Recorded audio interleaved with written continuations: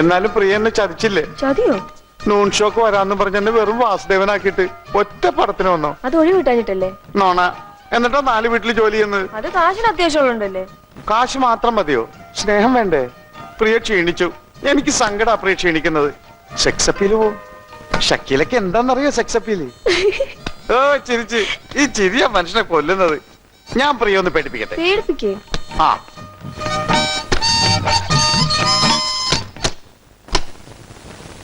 പേടിച്ചോ? ഇല്ല. റാബി ഡ്യൂട്ടി കഴിഞ്ഞ് വന്നിട്ടില്ല. ഇപ്പൊ പേടിച്ചില്ലേ? ഒട്ടും പേടിച്ചില്ല. എന്നാ ഞാൻ ശരിക്കും പേടിപ്പിക്കാൻ പോവാ. Jim Jim Jim. ഈ മോന്തൻ അടിച്ച് വാരും. എന്നിട്ട് സ്ത്രീപീഡനത്തിന് കേസ് കൊടുക്കും. അഴിയണ്ണു അഴി. അത് ഞാൻ പീഡിപ്പിച്ചില്ലല്ലോ, പേടിപ്പിച്ചല്ലേ ഉള്ളൂ. ഇപ്പൊ പേടിച്ചില്ലേ? ഓ എന്നാ പോയ വാതിൽ ഓർക്ക്. നൂൺഷോ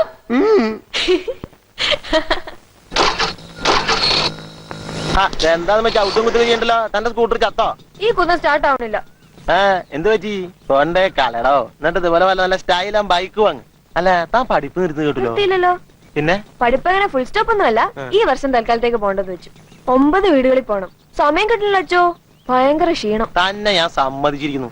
പള്ളിയിൽ പോയോണ്ടോ കുരിശുമാലയിട്ടുണ്ടോ ആയില്ല. താൻ ശരിക്കും ക്രിസ്തുവിന്റെ വഴിയില്ല. അവൻ എന്ന് വരും? ആര്? ക്രിസ്തു? ഇനി അന്തിക്രിസ്തു വരുമെന്നല്ലേ അച്ചോ? അതെ അതെ, എന്റെ അടുത്ത് വേഷം കണ്ടിട്ടല്ലേ. വലിയ ഭാവാവിനെയൊന്നും കാഴ്ച വെക്കണ്ട. എല്ലാം ഞാൻ അറിയണ്ട്. ആലുക്ക മിടുക്കനാ. അവൻ അന്തിക്രിസ്തു അല്ല, സാക്ഷാൽ ദൈവപുത്രനെ പോലെ വരും. അതോടെ നിന്റെ എല്ലാ സങ്കടങ്ങളും തീരൂട്ടാ. പോട്ടെ.